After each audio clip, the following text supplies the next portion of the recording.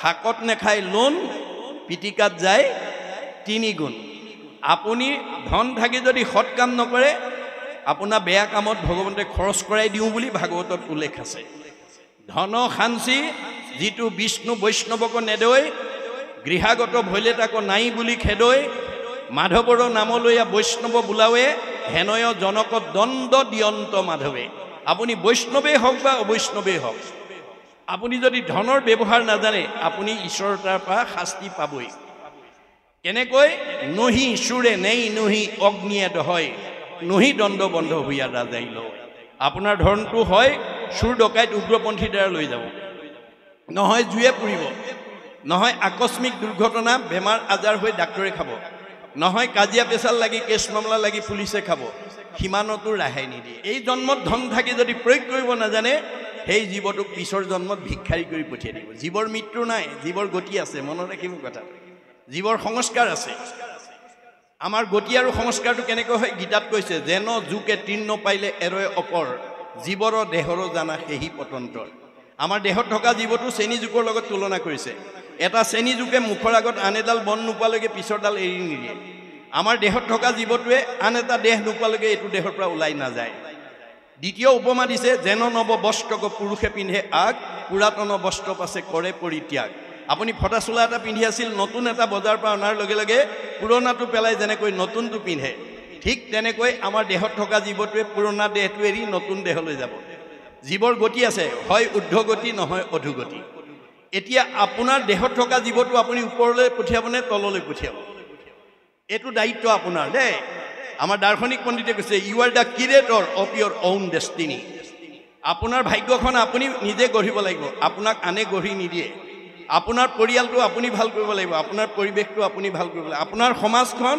আপুনি ভাল কৰিব আনে কৰিব নোৱাৰে আপোনাৰ দায়িত্ব সেইকাৰণে কৈছে মাধৱদেৱে আপুনি আপোনাৰ শত্ৰু আপুনি আপোনাৰ মিত্ৰ আপুনি আপোনাৰ ৰাখে মাৰে হৰিক নভজি নৰে আপুনি হৈ নষ্ট হৰি ভজি আপোনাৰ কথাৰে ঈশ্বৰৰ ভক্তি কৰক তৰণৰ উপায় পাই যাব ভাগৱতত চব নিয়ম দি থৈ আছে সব নিয়ম বান্ধি থোৱা আছে গতিকে সেই নিয়মখিনি আমি যেতিয়ালৈকে নিজে শিকিব নোৱাৰিম ল'ৰা ছোৱালী শিকাব নোৱাৰিম ইয়াত 8 প্ৰকাৰ সদাচাৰৰ কথা আছে মনত ৰাখিব কথাটো 8 প্ৰকাৰ সদাচাৰ যদি আপোনালোকে মানি চলিব পাৰে মহাপুৰুষ দুজনাৰ দিনৰ কেইবাজনো আটা পুৰুষে আয়ুস বহুৱাৰ দৰে আপোনালোকৰ আয়ুস বঢ়াব পাৰিব 8 প্ৰকাৰ সদাচাৰ কায়ৰ সদাচাৰ বাক্যৰ সদাচাৰ মনৰ সদাচাৰ গমন সদাচাৰ শৌচ সদাচাৰ অন্ন সদাচাৰ স্নান সদাচাৰ শয়ন সদাচাৰ এই 8 প্ৰকাৰ সদাচাৰ আমি জানিব লাগিব দেই মনত ৰাখিব আপোনাৰ শৰীৰত বেমাৰ আহিব নোৱাৰে পোহৰ থকা ঠাইলৈ যেনেকৈ আন্ধাৰ আহিব নোৱাৰে নীতি সদাচাৰ থকা মানুহৰ শৰীৰলৈ সহজে বেমাৰ আহিব নোৱাৰে এই কথা ভাগৱতে কৈ দিছে 1 নম্বৰ কায়ৰ সদাচাৰ প্ৰাণ দান ৰক্ষণত ব্যৱহাৰ কৰিব বাক্যৰ সদাচাৰ আজি কথা ক'ব নজনাৰ কাৰণে বহুত পৰিয়ালত শাহুৱেক বোৱাৰীকৰ মাজত মনোমালিন্য কাৰোবাৰ স্বামী স্ত্ৰীৰ মাজত মনোমালিন্য কাৰোবাৰ ককাই ভাইৰ মাজত মনোমালিন্য কাৰোবাৰ দেউৰেক নবৌৱেকৰ মাজত মনোমালিন্য কিয় কথা ক'ব নজনাৰ কাৰণে মনত ৰাখিব এগৰাকী ভাৰ্যাই স্বামীক কেনেকৈ কথা ক'ব লাগে তাক নজনাৰ কাৰণে বহুত স্বামীয়ে ভাৰ্যাক বেয়া পায় আৰু এজন স্বামীয়ে ভাৰ্যাক কেনেকৈ মৰমেৰে কথা ক'ব লাগে তাক নজনাৰ কাৰণে বহুত ভাৰ্যাই স্বামীক বেয়া পায় এগৰাকী শাহুৱেকে বোৱাৰীকক কেনেকৈ নিজৰ ছোৱালীৰ দৰে মৰম কৰি কথা ক'ব লাগে তাক নজনাৰ কাৰণে বহুত শাহুৱেকক বোৱাৰীকে বেয়া পায় বহুত বোৱাৰীয়ে শাহুৱেকক কেনেকৈ নিজৰ মাতৃৰ দৰে ভক্তিভাৱে কথা ক'ব লাগে তাক নজনাৰ কাৰণে বহুত বোৱাৰী শাহুৱেকে বেয়া পায় বহুত দেউৰেকক নবৌৱেকে বেয়া পায় বহুত নবৌৱেকক দেউৰেকে পায় ইত্যাদি ইত্যাদি গণ্ডগোলটো ক'ত লাগিল কথা ক'ব নাজানে কথা ক'ব নাজানিলে আপুনি কেতিয়াও পৰিয়ালত মিলা প্ৰীতিৰে থাকিব নোৱাৰিব এই কথা ভাগৱতে কৈছে আমাৰ কথা কোৱাৰ ব্যৱস্থাটো কেনেকুৱা হ'ব লাগিব সত্য প্ৰিয় হিত আমি সদায় সঁচা কথা ক'ব লাগিব মনত ৰাখিব সঁচা কথা কোৱা মানুহে কালেও ভয় নকৰে মূৰ তুলি কথা কয় সাহসেৰে কথা কয় মিছা কথা কোৱা মানুহে তললে মূৰ কৰি থাকে ধৰা পৰাৰ ভয় কৰে ঘৰখনৰ সঁচা কথা কোৱাজনলৈ বাকী মিছা কথা কোৱাবিলাকে ভয় কৰে সমাজত সঁচা কথা কোৱাজনলৈ মিছা কথা কোৱাবিলাকে ভয় কৰে মনত ৰাখিব কথা আমাক ভাগৱতে নিয়ম বান্ধি দিছে কথা সদায় সঁচা ক'ব কিন্তু কওঁতে কি ক'ব লাগিব সত্যপ্ৰিয় হ'ব লাগিব দেই সঁচা কথা ক'লোঁ বুলি অহংকাৰে ক'লে নহ'ব প্ৰিয় শুনিবলৈ ভাল পোৱাকৈ ক'ব আৰু হিত উপকাৰ কৰিব লাগিব আপুনি কোৱা কথাটোৱে আনৰ উপকাৰ হ'ব লাগিব তেতিয়া আপুনি সুখ শান্তি বিচাৰিব নালাগে শান্তি আপোনাৰ ঘৰলৈ নিজে আহিব আপুনি ৰাতিপুৱা শুই উঠাৰ পৰা গধূলা খোৱালৈকে যদি কৃষ্ণ কথা কয়, শুনে, গায়, বন্ধু বান্ধৱ পালে যদি পাতে, এতিয়া আপুনি আনন্দ বিচাৰিব নালাগে, আনন্দ আপোনাৰ ঘৰলৈ বিচাৰি আহিব। কপিলে আখ্যানতে কৈছে, মূৰশুনিৰ মল কথা কহন্ত শুনন্ত, মুতবিনে চিত্ত আন দেৱত নেদন্ত, পৰম আনন্দ আহি মনত মিলয়, দেৱে তাক আৰু তিনি তাপে নচুৱায়। আমাৰ স্বভাৱটো কেনেকুৱা হ'ব লাগে?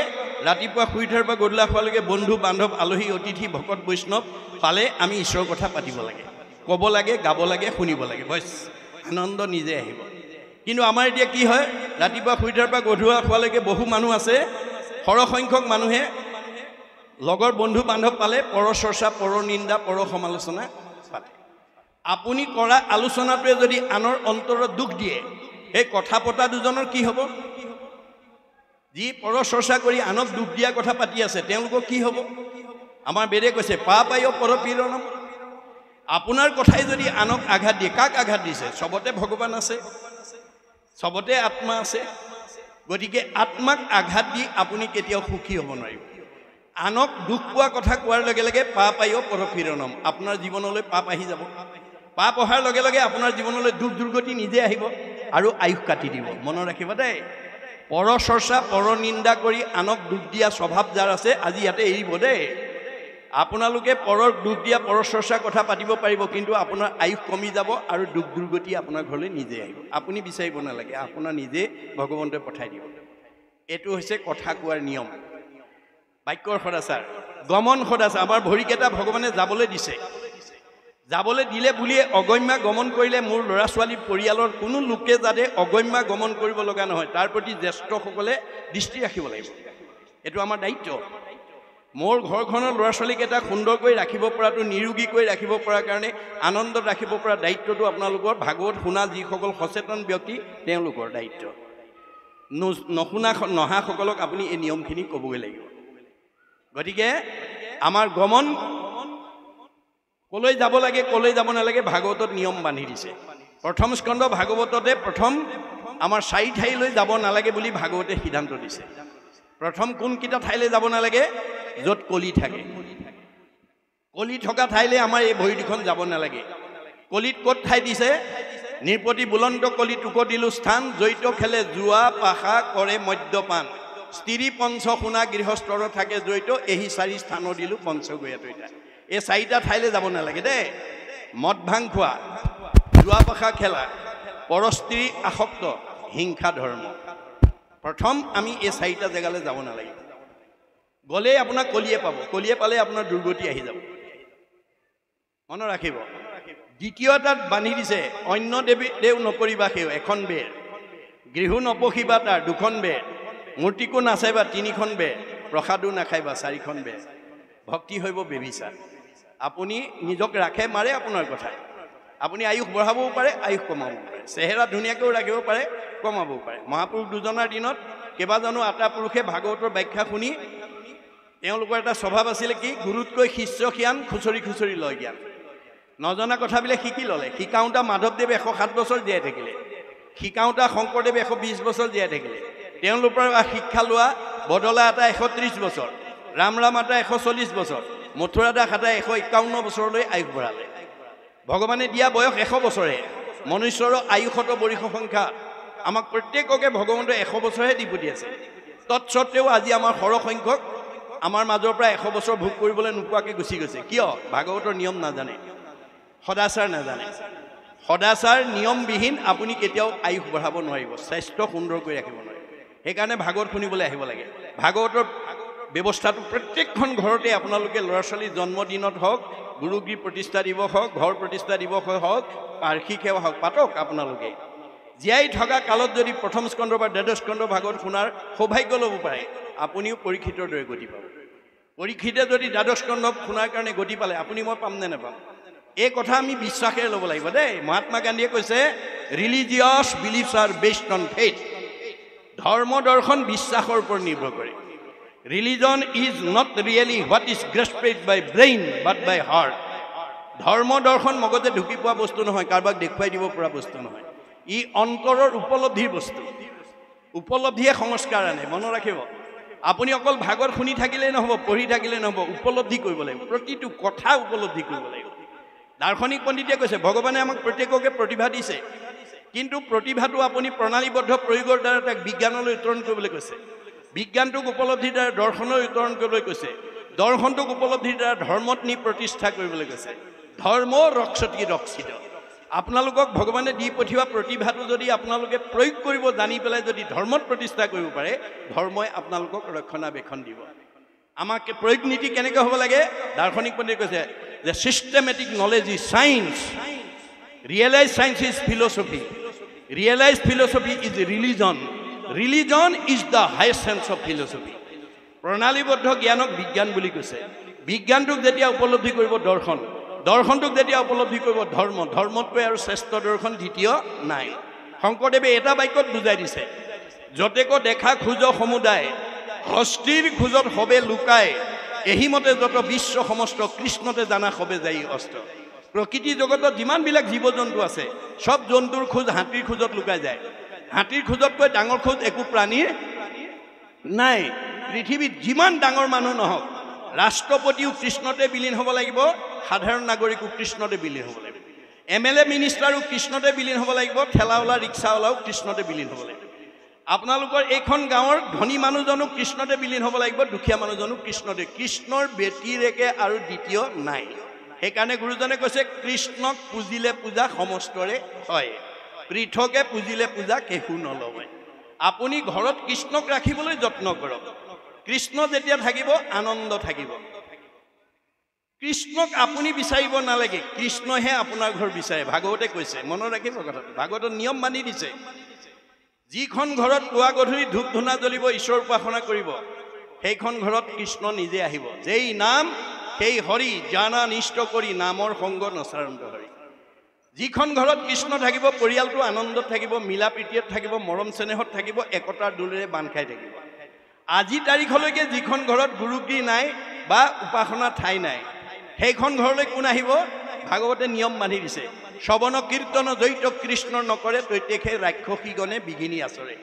যিখন ঘৰত পুৱা গধূলি ধূপ ধূনা নজ্বলে, ঈশ্বৰ উপাসনা নকৰে, সেইখন ঘৰলৈ অঘাসুৰ, বকাসুৰ, পলম্বাসুৰ, অৰিষ্টাসুৰ, পুতনা, ব্যোমাসুৰ, ধেনুকাসুৰ সব অসুৰবিলাক আহি যাব। কায়িকভাৱে নহয়, স্বভাৱগতভাৱে আহিব, গুণগতভাৱে আহিব। আপোনালোকৰ এই বনাই পথলিয়াল গাঁৱৰ এনেকুৱা গৃহস্থী আছে, কথা ক'বই নোৱাৰি, টিঙিচকৈ খং উঠেই, কথা ক'বই নোৱাৰি, লাঠিডাল উলিয়াই আনেই, কথা ক'বই নোৱাৰি, ঠেহ পেচ লাগি 3 দিন মানলে চকু পানী উলিয়াই ভাত পানী নাখায়। তেনেকুৱা স্বভাৱৰ পৰিয়াল যিখন ঘৰত আছে, সেইখন অসুৰ থকা পৰিয়াল।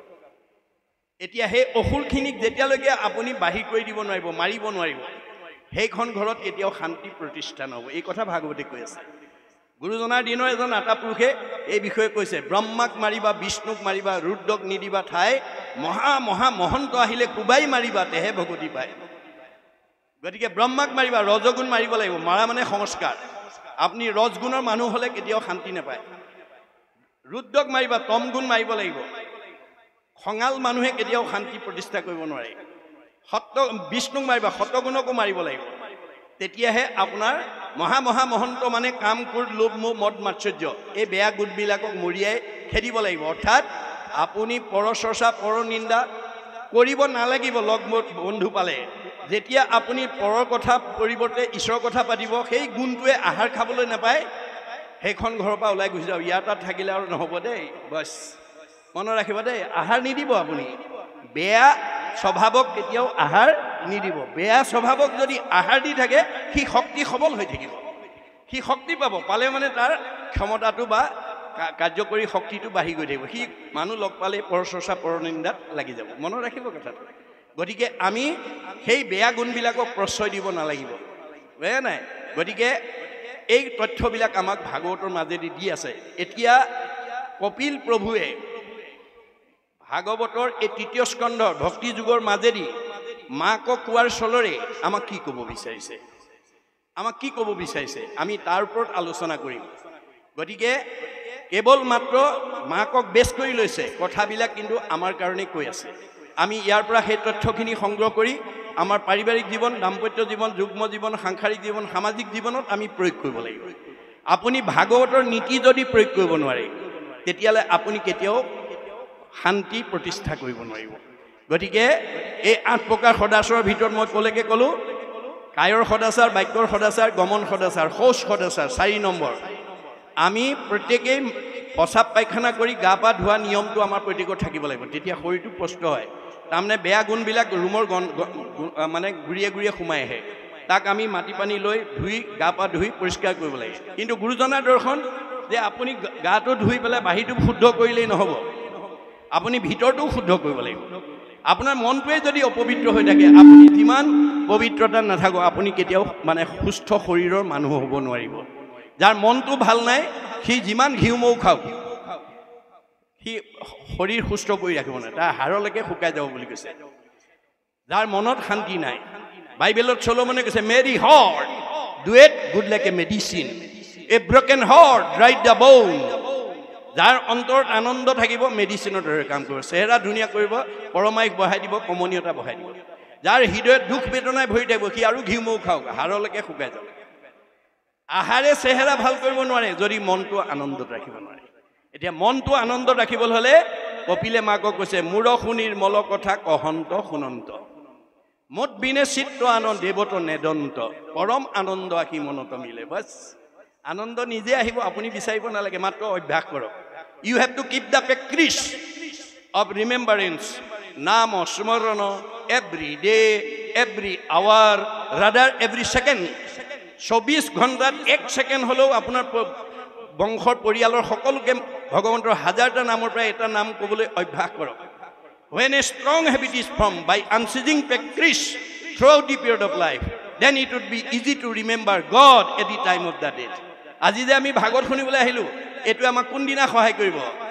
অৰ্জুনক কৈছে জং জং অপিস্মৰণ ভাবং তেজতে অন্তে কলে বৰম তম তমেই বৈতি কৌন্তেয় সেদাত ভাব ভাবিত তুমি যাবৰ সময়ত যি ভাৱনা লৈ যাবা ভাৱনাৰ অনুকূল জন্মটো তুমি পিছৰ জন্মত ধাৰণ কৰিব লাগিব আমি কেনেকৈ যাব লাগিব মৰিবাৰ বেলা যাক চিন্তি মৰৈ নৰ উপজিয়া পাৱে পাছে সেই কলেবৰ মৰিবৰ সময়ত যি ভাৱ লৈ যাব সেই কলেবৰটো ধাৰণ কৰিব আমাৰ মৰিবৰ সময়ত কেনেকৈ যাব লাগে মুখে বোলা ৰাম হৃদয় ধৰা ৰূপ এতেকে মুকুতি পাইবা কহিলি স্বৰূপ আমাৰ ল'ৰা ছোৱালীক আমি মুক্তি পত্ৰ দি থৈ যাব লাগিব তেওঁলোকক ঈশ্বৰৰ কথা কোৱা শুনা গোৱাৰ পৰিৱেশ দিব লাগিব গতিকে গীতাত কৈছে মূৰ ভক্ত যিটো নোহে ভিন্নতাৰ বুল মৰিবাৰ বেলা কৰে হিয়াকুল বিয়াকুল লোকে সুমৰ আঐ বোলে বুলাৰাম হৰি তাক নুবুলিয়া মৰৈ আঐ বাপু বুলি কোনোদিন যদি আপুনি ভকতৰ সংগলৈ নাহে কোনোজন ঈশ্বৰৰ কথা এটা নকয় সেইটো জীৱক মৰিবৰ সময়ত কৃষ্ণ বুলি কোৱা বুলি ক'লে ক'ব নোৱাৰিব যাৰ কাৰণে চতুৰ্থ স্কন্ধ ভাগৱতত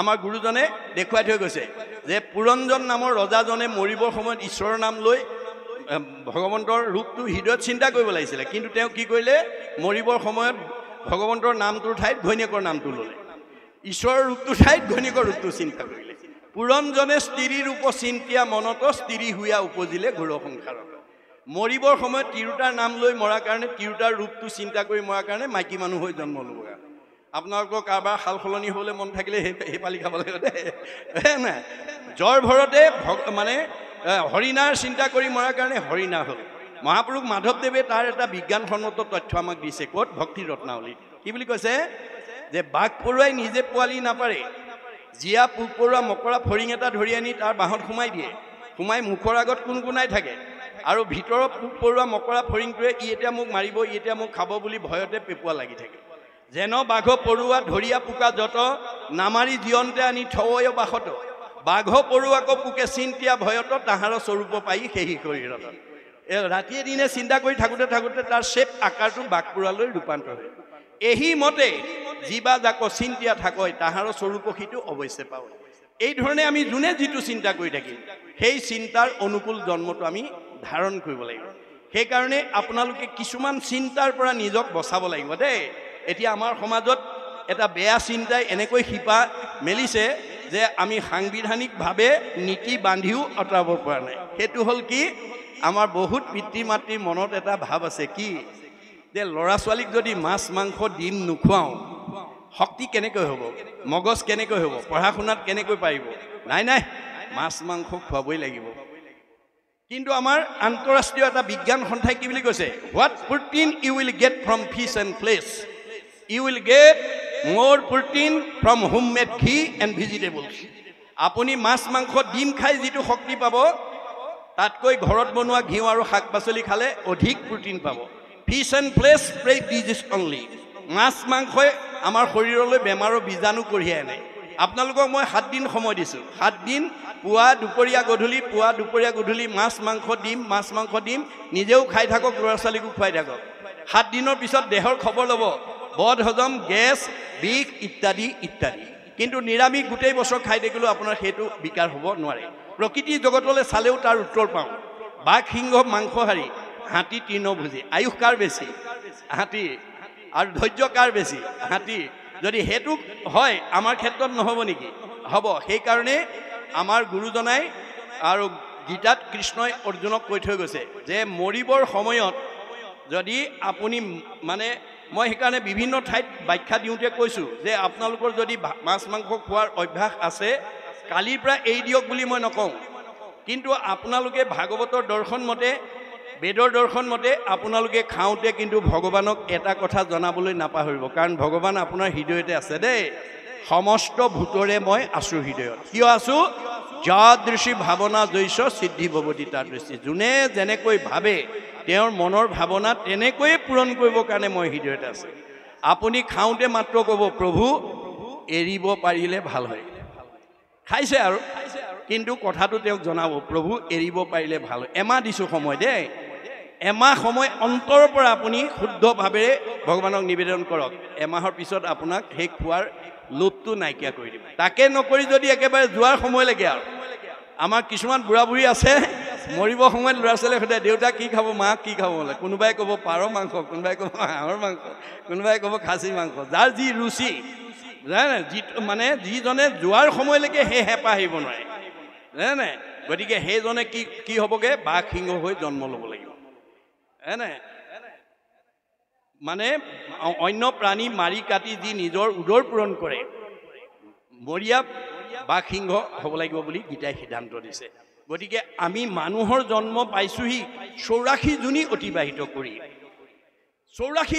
অতিবাহিত কৰি মানুহ জন্ম পাইছোঁ বিংশতি লক্ষণম স্থাৱৰম আমি প্ৰত্যেকে 20 লক্ষবাৰ বিভিন্ন প্ৰজাতিৰ গছ গছনি হৈ আছোঁ নৱলক্ষম জলজ 9 লক্ষবাৰ বিভিন্ন প্ৰজাতিৰ মাছ মগৰ হৈ আছোঁ নৱলক্ষম কুৰ্মাঞ্চ 9 লক্ষবাৰ আমি বিভিন্ন প্ৰজাতিৰ উভচৰ প্ৰাণী কাছৰ জন্ম পাইছোঁ 30 লক্ষ পশুৰ নাম 30 লক্ষবাৰ আমি বিভিন্ন প্ৰজাতিৰ জীৱ জন্তুৰ মানে জন্ম ধাৰণ কৰি আহিছোঁ 10 লক্ষ পক্ষী নাম 10 লক্ষবাৰ বিভিন্ন প্ৰজাতিৰ চৰাই চিৰিকটি হৈ আহিছোঁ 70 লক্ষ বানৰা 4 লক্ষবাৰ আমি বিভিন্ন প্ৰজাতিৰ বান্দৰৰ জন্ম পাইছোঁ 2 লক্ষ অৰ্ধমানৱ বা হিতাহিত জ্ঞানশূন্য 2 লক্ষবাৰ হিতাহিত জ্ঞানশূন্য অৰ্ধমানৱ চিম্পাঞ্জীৰ দৰে জন্ম ধাৰণ কৰিছোঁ তথৌ মনুষ্যৰ প্ৰাপ্য তত কৰ্মাণি সাধৈ তাৰপিছতে আমি পুণ্য সঞ্চয় কৰি সৌভাগ্যক্ৰমে মানুহ নামৰ উপাধিটোলৈ প্ৰমোচন পাইছোঁ মানুহ নামৰ উপাধিটোলৈ প্ৰমোচন পালে আজিৰ দৰে সংগবদ্ধভাৱে ঈশ্বৰৰ কথা শুনি আমাৰ জীৱই গতি পাব পাৰে মনত ৰাখিবা দেই মানুহৰ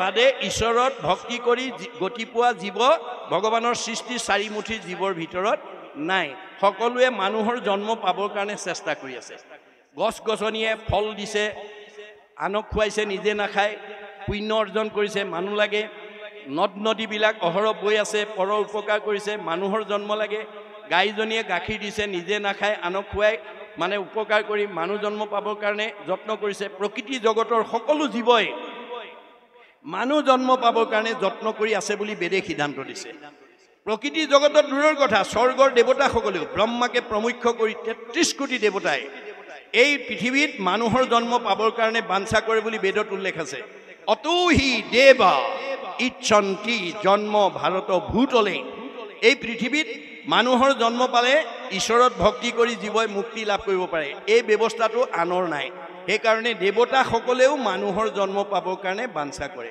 আৰু আমি মানুহৰ জন্ম পাই যদি সেই উপলব্ধি নকৰোঁ আমাক আকৌ কলৈ লৈ যাব গছ গছনিবিলাক ওপৰলৈ আহি আছে এইটো খালী জেগা হৈ আছে মনুষ্যৰ জন্ম পাই হৰি নভ জীৱা অৱশ্যে হৈবা ভাই তিনতো ৰখিলা আকৌ আমাক নি পেলাই আগৰ জেগালৈ লৈ গৈছে এই চকৰিটোকে ঘূৰাই আছে দেই চক্ৰবত পৰিৱৰ্তনতে দুখানিছ সুখানিছ সুখ দুখৰ চকৰিটো কৰ্মৰ ওপৰত ভিত্তি কৰি ঘূৰাই আছে গতিকে আপুনি জীয়াই থাকোঁতে সুখীও হ'ব পাৰে দুখীও হ'ব পাৰে কিন্তু সুখ আৰু দুখটো বিচাৰিব নালাগে কৰ্মই আনিব আপুনি আনক হিংসা কৰি আনক দুখ দিব, আপোনাৰ ঘৰলৈ দুখ নিজে আহিব। আপুনি আনক উপকাৰ কৰিব, আপোনাৰ ঘৰলৈ সুখ আহিব। বছ ইমানেই কথা আৰু, বেছি জানিব নালাগে দেই। ভাগৱতৰ মাত্ৰ দুটা, ভগৱানে মাত্ৰ দুটা সৃষ্টি কৰিছে, আন্ধাৰ পোহৰ, দিন ৰাতি, সুখ দুখ, ভাল বেয়া, ভক্তি মায়া। তত্তু বতুম দুটাৰ ওপৰত জীৱবিলাকক লৈ খেলা কৰি আছে। এতিয়া আমি ভাগৱত শুনি সেই ৰহস্যটো ভেদ কৰিব লাগিব, কাৰণ ব্যাসক একদম বিদগ্ধ পণ্ডিত কৰি পঠাইছিলে ভগৱন্তই। যোৱা তোমাক মই এই যুগৰ বিদগ্ধ পণ্ডিত কৰিছোঁ, তুমি জগতৰ লোকসকলক ভাল পথে পৰিচালিত কৰিবা। কিন্তু ব্যাসে আহি কি কৰিলে, তেওঁক দিয়া যিখিনি গুণ আছিলে, তেওঁ বেদজ্ঞ, শাস্ত্ৰজ্ঞ, টিকালজ্ঞ, ধ্যানত ভগৱানক সাক্ষাৎ কৰিব পৰা যোগ্য ব্যক্তি কৰিছিল, অথচ তেওঁ প্ৰয়োগ কৰিব নজনাৰ কাৰণে জীৱন্ততে অসুস্থতাত ভোগ কৰি আছে। কেনেকৈ আছে? দিনেক পূৰ্বতে পৰা সৰসূত ঋষি, বদৰিকাশ্ৰমত আচন্ত ব্যাস বহি। বদৰিকাশ্ৰমত বহি আছে। কেনেকৈ আছে? উগুল থুগুল মন নাহি সুখ শান্তি, নপান্ত উপায় একো মনে গুণী গান্তি। উগুল থুগুল মন এটা লৈ আছে। কিয় উগুল থুগুল মনটোৱে তেওঁক প্ৰতিক্ৰিয়া কৰিছে, ভাবি তেওঁ উত্তৰ বিচাৰি পোৱা নাই। নাই, অধু মুখে আছে বসি হুয়া নিশ বদ, সেই বেলা তৈতে আখি মিলিল নাৰদ। আপুনি ভগৱন্তৰ ভকত হওক, আপোনাক বিপদত পৰিবলৈ নিদিয়ে, প্ৰতিনিধি পঠাই দিব ভগৱন্তই। নাৰদক পঠাই দিছে, যোৱা মোৰ ভকত বিপদত পৰিছে, আঙুলিয়াই থৈ আহা ক'ত ভুল কৰিছে। হাতে বিনা যন্ত মুখে ৰাম নাম, হৃদয়ত কৃষ্ণমূৰ্তি স্ফূৰ্তিয়ে বিশ্ৰাম। নাৰায়ণ আহি গ'ল, নাৰদ আহি গ'ল। নাৰদক দেখাৰ লগে লগে সচকিত হৈ গ'ল। আহা আহা দেৱ ঋষি, পাদ্য অৰ্ঘ আচমনি লৈ আসনত বহুৱাই উদ্দেশ্য ব্যাখ্যা সুধিছে। পাদ্য অৰ্ঘ দুটা শব্দ প্ৰয়োগ কৰিছে, মনত ৰাখিব। পাদ্য মানে ভৰি ধোৱা পানী, অৰ্ঘ মানে মুখ ধোৱা পানী। আমি ভকতক ভৰি ধোৱা পানীয়ে মুখ ধুবলৈ দিব নালাগে। বেদৰ মতে মুখ ধোৱা পানীৰ পাত্ৰ এটা বেলেগ কৰি ৰাখিব লাগে। আমাৰ বহুতে সলনি কৰিছে, পৰিৱৰ্তন কৰিছে, নজনাবিলাকে আগৰ দৰে চলি আছে। আমাৰ এইটো বেদৰ, যিহেতু আমি ভাগৱত শুনিছোঁ, আমি পৰিৱৰ্তন আনিব লাগিব সমাজলৈ। বেয়াবিলাক এৰি ভাল ল'ব লাগিব। তাৰপিছত উদ্দেশ্য ব্যাখ্যা কওঁতে ক'লে, মই উদ্দেশ্য ব্যাখ্যা কোৱাৰ আগতে তুমি মোক কোৱা, তোমাক ভগৱন্তই এই যুগৰ বিদগ্ধ পণ্ডিত, বেদজ্ঞ, শাস্ত্ৰজ্ঞ, টিকালজ্ঞ কৰি জন্ম দিছিল, তুমি কিয় এনেকৈ মন মাৰি আছা সেই বিষয়ে মোক কোৱা। তেতিয়া ব্যাসে কি বুলি ক'লে, হে দেৱ ঋষি, মই নিজেই নাজানো মোৰ ক'ত ভুল লাগি গ'ল, তুমি অৱতাৰী পুৰুষ হিচাপে মোক আঙুলিয়াই দিয়া। এই বাক্যটোত আমাক কি শিকাইছে? যে বেদ ব্যাসে আমাক দাস্যত্ব ভাৱ ল'বলৈ শিকাইছে। তেওঁ 24 অৱতাৰৰ অন্যতম অৱতাৰ ব্যাসো, কিন্তু প্ৰাধান্য কাক দিছে? নাৰদক দিছে। আপোনালোকে সমাজত নিজক প্ৰতিষ্ঠা কৰিবলৈ হ'লে আমাৰ প্ৰত্যেকৰ দাস্যত ভাৱ লাগিব দেই। অহংকাৰী মানুহক কোনেও ভাল নাপায়। আমাৰ দাৰ্শনিক পণ্ডিতে কৈছে, to become great one we must be humble. আপুনি যদি সমাজত নিজক প্ৰতিষ্ঠা কৰিব বিচাৰে, আপুনি নম্ৰ স্বভাৱৰ হ'ব লাগিব। অহংকাৰী হ'লে নহ'ব। অহংকাৰী মানুহক কোনো সমাজে ভাল নাপায়। সমাজে ভাল নোপোৱাজন ঈশ্বৰেও ভাল নাপায়, ঈশ্বৰ প্ৰিয় হ'ব নোৱাৰে। এই তথ্য আমাক দিছে। আৰু তেতিয়া তেওঁ ক'লে যে তুমি সে কৰিলা সবে জগতকে নাশ। তোমাক ভগৱন্তই বিদগ্ধ পণ্ডিত কৰি পঠিয়াইছে। এইখন গাঁৱলৈ কাৰোবাক ধনী মানুহ পঠিয়াইছে, কাৰোবাক বিদ্যাৱন্ত কৰি পঠিয়াইছে, কাৰোবাক সম্পদশালী কৰি পঠিয়াইছে। ভগৱানে কি বিচাৰিছে? যে তোমাক যে মই এই বনাই পখলিয়াল গাঁৱত যে তোমাক মই এজন বিশেষ মানুহ কৰি পঠিয়াইছোঁ, তোমাৰ এই গুণটোৰে দ্বাৰা তুমি সমাজখন ভাল কৰিবা। সমাজখনৰ মাজত খামখিয়ালি নাৰাখিবা। সমাজখন যাতে শৃংখলাবদ্ধভাৱে একতাৰ দোলেৰে বান্ধ খাই থাকিব পাৰে, সেইটোৱেই ধৰ্ম। ধৰ্ম অন্য নহয়। আমি বাস কৰি থকা গাঁওখনক ইজনে সিজনক ভাল পোৱাটোৱেই ধৰ্ম। Religion binds man to man and man to God. আমি ইজনে সিজনক ভাল পালেহে ভগৱানক ভাল পাব পাৰিম। ইজনে যদি সিজনক ভাল নাপায়, ভগৱানক ভাল পোৱাৰ অধিকাৰ নাই। সেইকাৰণে ভগৱানে কৈছে, মোক ভাল পোৱাৰ আগতে নিজৰ পৰিয়ালটো ভাল পাবলৈ শিকিবা। মোক ভাল পোৱাৰ আগতে তোমাৰ ওচৰ চুবুৰীয়াক ভাল পাবলৈ শিকিবা। মোক ভাল পোৱাৰ আগতে তোমাৰ ঘৰলৈ অহা আলহী অতিথি, ভকত বৈষ্ণৱ, বন্ধু বান্ধৱক ভাল পাবলৈ শিকিবা। মোক ভাল পোৱাৰ আগতে দেখাজনক ভাল পাবলৈ শিকিবা। দেখাজনকে যি ভাল নাপায়, নেদেখাজনক ভাল পোৱাৰ তাৰ অধিকাৰ নাই। মনত ৰাখিব কথাটো। আমি ইজনে যদি সিজনক ভাল নাপাওঁ, আমি ভগৱানক ভাল পোৱাৰ অধিকাৰ নাই। কাৰণ ভগৱান চবতে আত্মাৰূপে বিৰাজমান কৰি আছে। এই উপলব্ধিটো আমি উঠি অহা প্ৰজন্মৰ মনত জগাই তুলিব লাগিব। তেতিয়া আৰু আপোনাৰ ঘৰখন, তৃণমূল ঘৰখন, পৰিয়াল, কাৰো মাজত আপোনালোকৰ বিশৃংখল হ'ব নোৱাৰে। ধৰ্মই কি কৰিব? একতাৰ দোলেৰে বান্ধি ৰাখিব। আপোনালোকে এনেকুৱা অনুষ্ঠান যদি সঘনে পাই থাকে, আপোনালোকৰ মাজত একতাৰ ভাৱটো আপোনা আপুনি আহিব। সেইকাৰণে সৰ্বপল্লী ৰাধা কৃষ্ণই ধৰ্মৰ সংজ্ঞা কি বুলি দিছে? religion is that which binds society together, but which divides society, breaks it up into parts, and makes people fight one another is adharma. আপুনি বাহিৰৰ পৰা দেখিছে ঘৰখন পকা ঘৰে দুৱাৰে গাড়ীয়ে মটৰে মানে ধনে ধানে উপচি আছে, ভিতৰলৈ গৈ দেখিলে শাহু বোৱাৰীৰ মাজত মাতবোল নাই, ককাই ভাই ইজনৰ প্ৰতি সিজনৰ সদ্ভাৱ নাই, স্বামী স্ত্ৰী মনো মানিল, সেইখন ঘৰ আৰু ব্ৰহ্মাৰ ভুৱন হওক। আপোনালোকৰ এইখন গাঁৱত ডাক্তৰ আছে, ইঞ্জিনিয়াৰ আছে, অৱশ্যৰ আছে, প্ৰবক্তা আছে, অধিবক্তা আছে, বহুত বহুত উচ্চ পদস্থ বিষয়ত চাকৰি কৰা লোক আছে। ইজনক দেখিলে যদি সিজনে মুখখন সিফালে ঘূৰাই দিয়ে, ইজনৰ প্ৰতি যদি সিজনৰ সদ্ভাৱ নাই, এইখন গাঁও ব্ৰহ্মাৰ ভুৱন হ'লেও থকাৰ যোগ্যতা নাই বুলি কৈছে, ভাগৱতে কৈছে দেই। গতিকে আমি তাৰো আমূল পৰিৱৰ্তন আনিব পাৰিম, কেনেকৈ এই নদীখন বোৱাব লাগিব।